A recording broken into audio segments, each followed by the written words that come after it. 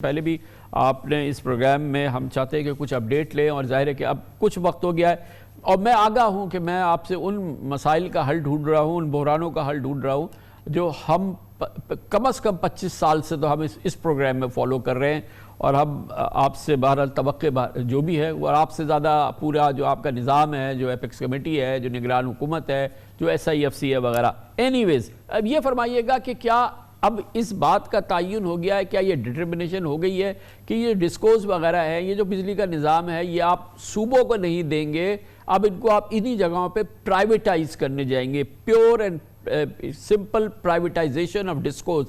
क्या ये डिसीजन हुआ है या सूबों में जाने का ही डिसीजन रहेगा? जी, थैंक यू कामरान भाई। आपने बिल्कुल बजा फरमाया कि इसमें बहुत कन्फ्यूजन थी, लेकिन कन्फ्यूजन पिछले कोई 2 साल से पाकिस्तान में चल रही थी। डिफरेंट औकात में कैबिनेट्स ने डिफरेंट फैसले किए हैं। एक फैसला था कि जी प्रोविंसेस को दे दें, एक फैसला था प्राइवेटाइजेशन कर दें, एक फैसला था कि इसके लॉन्ग टर्म मैनेजमेंट कॉन्ट्रैक्ट दे दें। तो हमारा पहला ऑब्जेक्टिव तो ये था कि इस पर एक क्लियर डिसीजन मेकिंग हो जाए। देखिए, अभी हमें सिर्फ 6 हफ्ते हुए हैं निगरां सेटअप को और माशाल्लाह इन 6 हफ्तों में और बहुत सारे काम हुए जिन पर मैं आता हूँ। लेकिन जहाँ तक डिस्कोर्स का सवाल है, कल ये फैसला हो गया है कि हम प्रोविंसेस को नहीं दे रहे। इसकी वजह यह है कामरान भाई कि प्रोविंसेस को अगर देते भी हैं तो वो उसके लॉसेस में शेयर करने की कैपेसिटी भी नहीं है और प्रोविंसेस के अंदर अगेन एक गवर्नमेंट हैंड से दूसरे गवर्नमेंट हैंड में जाएंगे। जबकि डिस्कोर्स में जो इशू है वो उनकी मैनेजमेंट और गवर्नेंस का इशू है और वो प्राइवेट सेक्टर के आने से ही बेहतर होगा। तो प्रोविंसेस को हम नहीं दे रहे हैं। प्राइवेटाइजेशन आइडियल सोल्यूशन होता, लेकिन प्राइवेटाइजेशन इसलिए नहीं हो सकेगी कि आपको पता है PTC की जो प्राइवेटाइजेशन हुई थी आज तक उसके मसाइल चल रहे हैं, बिकॉज बहुत सारे एसेट्स, बहुत सारी लैंड PTC के नाम पर ही नहीं थी। डिस्कोज में भी इस टाइप के इश्यूज़ हैं कि वापदा से अलग होने के बाद बहुत सारे एसेट्स उनके नाम पर ट्रांसफर्ड नहीं हैं। तो प्राइवेटाइजेशन आप इसलिए भी नहीं कर सकते। सेकेंडली, अगर आप प्राइवेटाइज करने जाएंगे तो इनकी कोई अच्छी कीमत भी आज की तारीख में नहीं मिलेगी। तो privatisation is also not feasible. दुनिया में बहुत सारे मुल्कों में इस टाइप के एसेट्स के लॉन्ग टर्म कंसेशन, 15 से 20 साल के कंसेशन प्राइवेट सेक्टर को दिए जाते हैं। प्राइवेट सेक्टर इसको मैनेज करता है, उनके पास टोटल मैनेजमेंट राइट्स होते हैं और साथ साथ उनको वो इन्वेस्टमेंट, उसकी इंप्रूवमेंट सारा प्राइवेट सेक्टर करता है। तो कल ये फैसला हो गया है जो कि बहुत ही माशाल्लाह बहुत एक बड़ा प्रोग्रेस है कि डिस्कोज जो हैं वो लॉन्ग टर्म कंसेशन के तहत हम प्राइवेट सेक्टर को देंगे, तमाम की तमाम डिस्कोज। और इसमें हम वर्ल्ड बैंक और IFC के साथ ऑलरेडी हमने काम भी शुरू कर दिया है। तो this is now very clear कि दैट्स द वे फॉरवर्ड। तो इसमें गवर्नमेंट का स्टेक रहेगा? गवर्नमेंट 100% गवर्नमेंट की ओनरशिप रहेगी। गवर्नमेंट अपनी ओनरशिप नहीं बेच रही है, उनकी मैनेजमेंट देगी और जो KPIs होंगे, उनके परफॉर्मेंस टारगेट प्राइवेट सेक्टर के, और जिस तरीके से वो लॉसेस कम करते जाएंगे उनको भी रिवॉर्ड मिलेगा उसके अंदर। तो आप देखें, अगर 15-20 साल में इंशाल्लाह ये इन सबकी हेल्थ बेहतर हो जाती है तो बहुत ही अच्छी कीमत पर इनको बेच सकें। तो ये क्या मॉडल है? ये प्राइवेट एक्विटी भी नहीं है, ये KE मॉडल भी नहीं है, थोड़ा सा और एक्सप्लेन करें ना।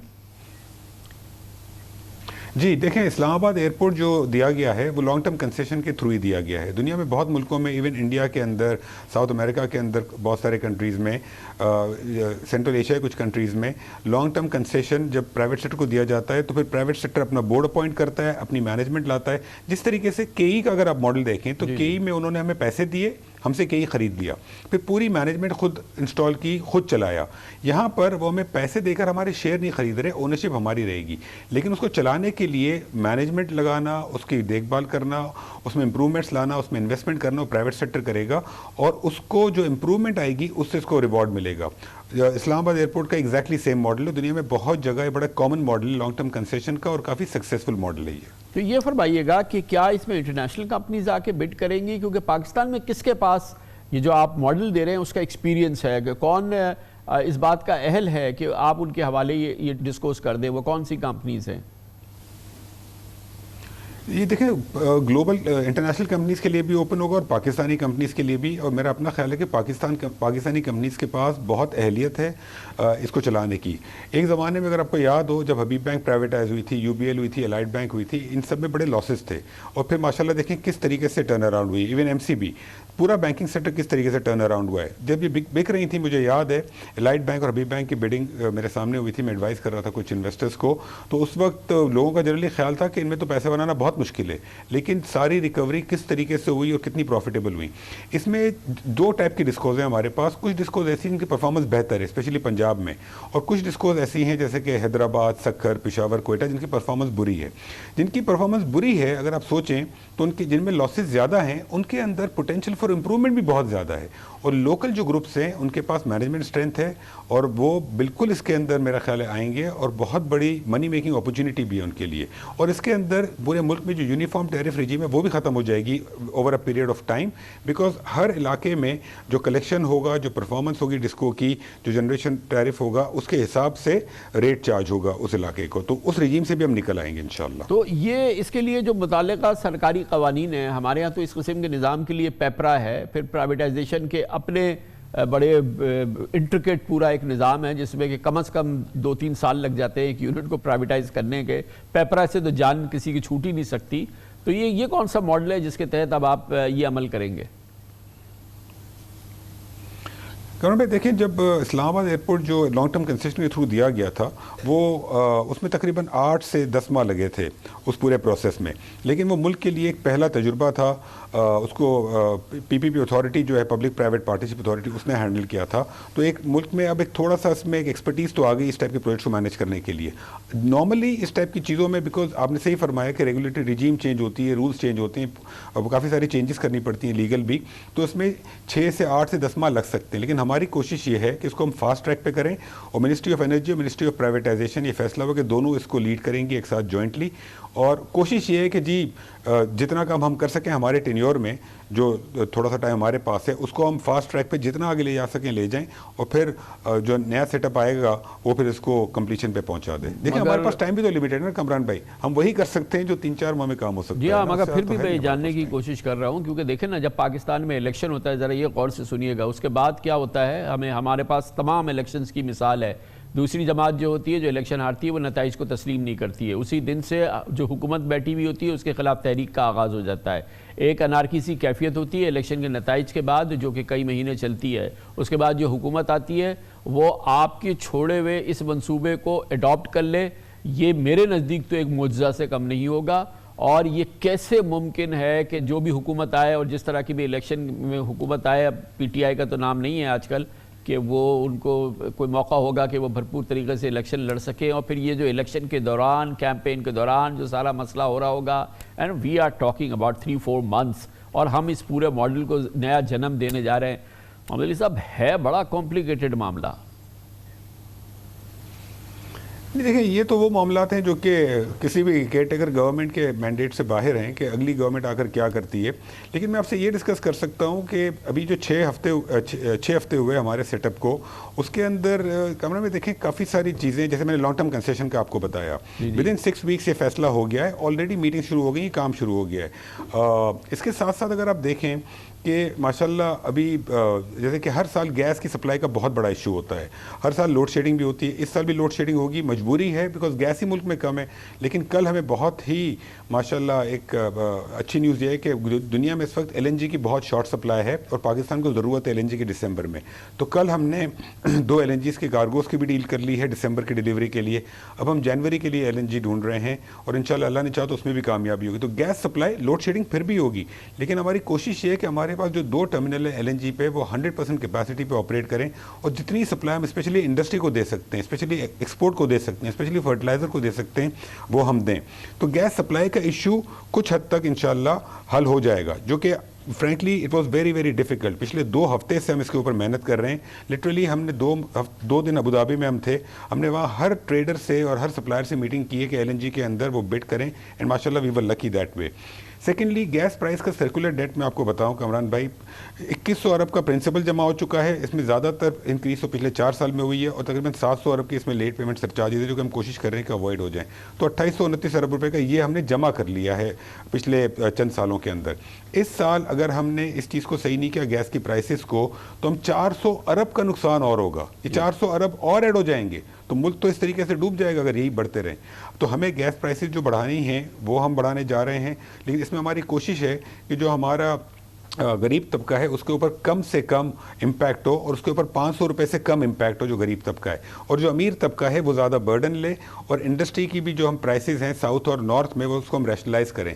नॉर्थ में इस वक्त प्राइस ज़्यादा है, साउथ में कम है, तो हम ये चीज़ें भी कर रहे हैं ताकि गैस सेक्टर का सर्कुलर डेट कम से कम रुके तो सही, और साथ साथ जो स्टॉक जमा है उसको हल करने के ऊपर भी काम करेंगे। थर्डली, पावर सेक्टर के अंदर हर साल हम इंक्रीमेंटल पैकेज, इंक्रीमेंटल यूज़ जो होता है बिजली का उसके ऊपर पैकेज लाते हैं। पिछले 3 साल से एक पैकेज चल रहा था। इस वक्त प्रॉब्लम ये हो गया है कि हम ये पैकेज तो लाना चाह रहे हैं, हम सर जोड़ के बैठे हैं कि पैकेज किस प्राइस पे लाएं। इसमें ऐसे ऐसे कंस्ट्रेंट्स हैं कि जो इंसान सोच नहीं सकता। इस वक्त विंटर में हमारे पास साउथ में इलेक्ट्रिसिटी की कंजम्पशन चीपर है और ज़्यादा है।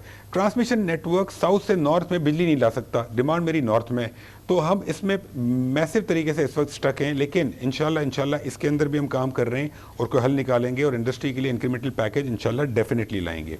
एक और चीज़, माजी में जो गैस कनेक्शन होते थे वो जो नए कंज्यूमर आते थे, जो नई इंडस्ट्री लगती थी, नई इंडस्ट्री को गैस मिलती थी महंगी एलएनजी की प्राइस पे, और जो पुरानी इंडस्ट्री जो कि ऑलरेडी माशाल्लाह परफॉर्म भी कर चुकी है, एसेट भी डिप्रिशिएट हो चुके हैं, उसको सस्ते रेट पे मिलती थी।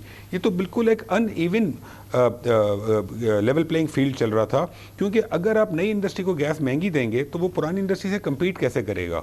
तो इस वजह से पाकिस्तान में इंडस्ट्रियल डेवलपमेंट ही नहीं हो रही थी। अब हमने पॉलिसी बनाई है कि चाहे नया कनेक्शन हो चाहे पुराना कनेक्शन हो, हर कंज्यूमर को एक कैटेगरी में, अगर एक्सपोर्ट है तो एक्सपोर्ट के तमाम प्लेयर्स को एक ही प्राइस पे गैस मिलेगी, नॉन एक्सपोर्ट के तमाम प्लेयर्स को एक प्राइस में मिलेगी, कमर्शियल में तमाम कंज्यूमर्स को एक प्राइस में मिलेगी।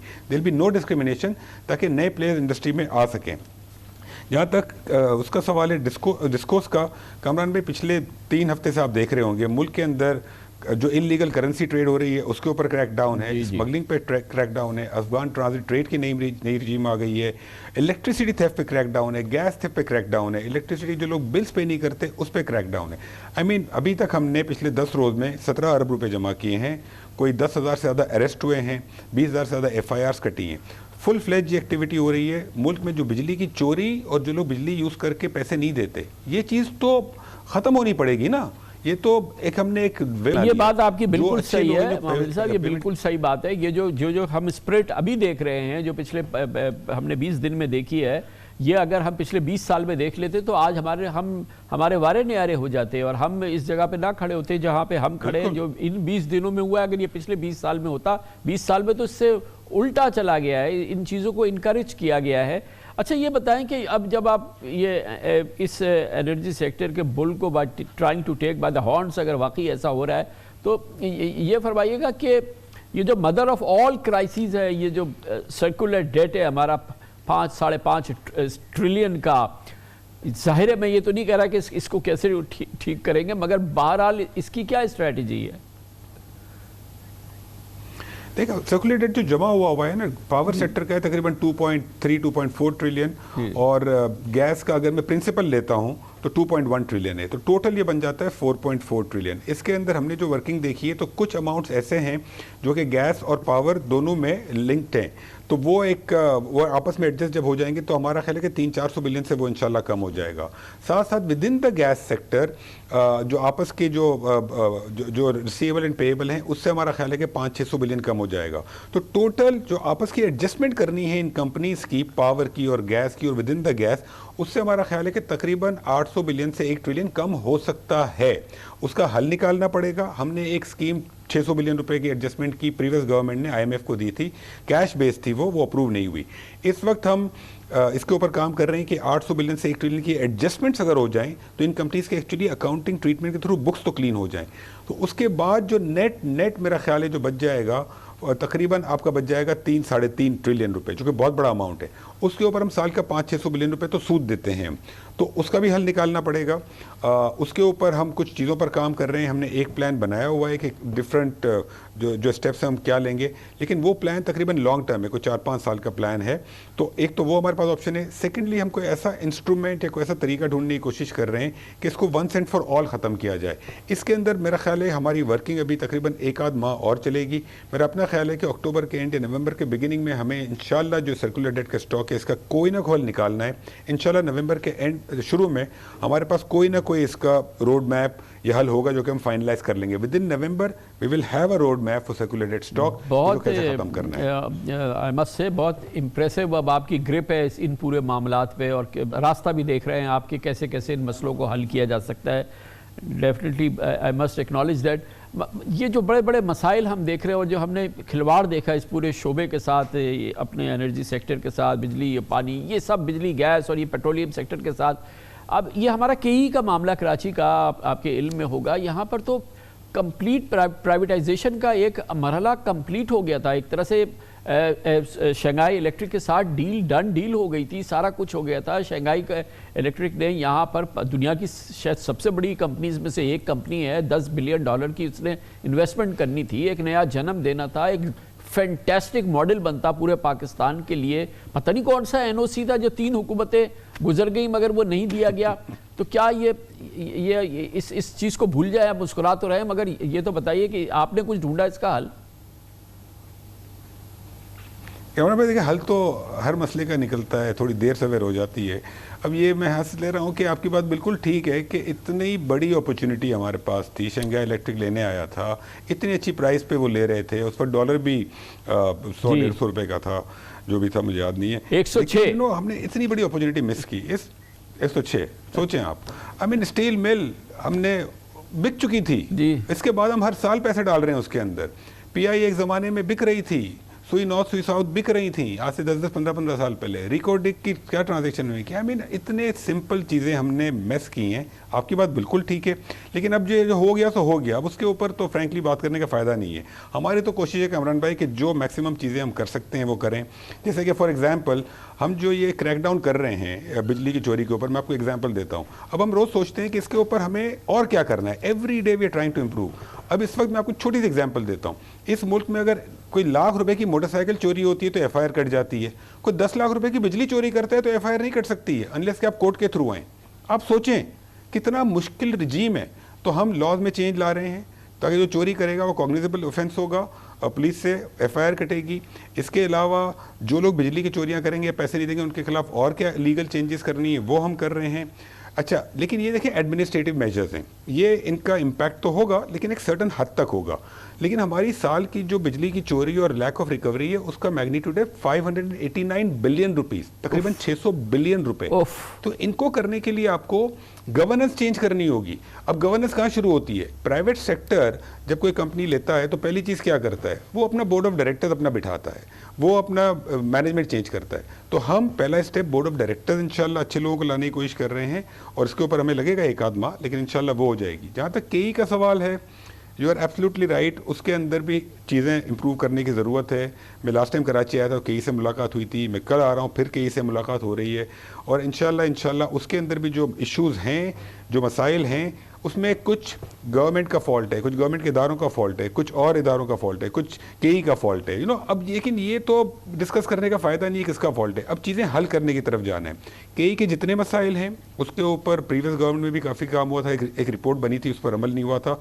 हम कोशिश कर रहे हैं कि उसमें जो भी चीज़ें जायज़ हैं और जो करनी चाहिए केई के बेनिफिट में हैं, केई की जनरेशन कैसे बेहतर करनी है और तमाम चीज़ें उनसे हम आजकल डिस्कस कर रहे हैं। आज सुबह भी सेक्रेटरी पावर की मीटिंग हुई थी केई के साथ और हमारा अपना ख्याल है कि इंशाल्लाह नेक्स्ट वीक, इसके बाद के वीक में केई के जो मसाइल हैं उसमें से बहुत सारे मसाइल के ऊपर एक रोड मैप इंशाल्लाह कैबिनेट को सबमिट कर दिया जाएगा। इंशाल्लाह in the next 2 weeks we will submit something to cabinet. क्योंकि आप हमारे सामने, तो हमने ज़ाहिर ज़्यादा वक्त बिल्कुल पर्टिकुलरली जो आपका सब्जेक्ट है उस पर रखा क्योंकि मईशत का मेक और ब्रेक सब्जेक्ट है।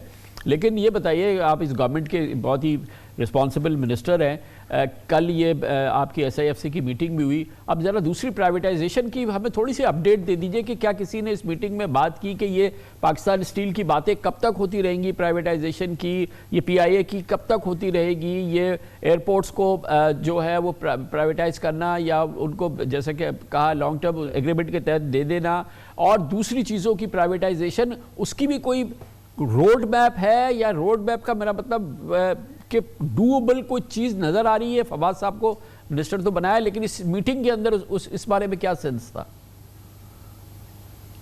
जी बिल्कुल, इस पर रोड मैप है और कल पीआईए और स्टील मिल पे तमाम प्राइवेटाइजेशन के जितने भी एसेट्स हैं उन सब पे बात हुई थी, इंक्लूडिंग डिस्कोज। लेकिन बहुत ज़्यादा जो डिस्कशन हुआ वो पीआईए और स्टील मिल के ऊपर हुआ। उसके ऊपर भी प्राइवेटाइजेशन मिनिस्टर ने एक पूरा रोड मैप बना दिया है, which is a very aggressive road map. और उनकी कोशिश है और बड़ा उनका क्लियर थिंकिंग है इसके ऊपर कि ये एसेट्स हमें बेचने हैं, ये प्राइवेट सेक्टर को देने हैं, बिकॉज गवर्नमेंट का ये काम नहीं है कि उनको चलाए और गवर्नमेंट को टर्न अराउंड नहीं कर सकती है। तो PIA is the number 1 priority, steel mill is also high priority item. तो इन दोनों के ऊपर इंशाल्लाह आप देखेंगे कि अनकरीब, और मेरा ख्याल है अनकरीब का मतलब है कि अगले हफ्ते 2 हफ्ते के अंदर आप प्रोग्रेस देखना शुरू करेंगे, उसके एडवाइज़र अपॉइंट होना, उसका रोड मैप बनना, उसकी स्ट्रेटजी बनना।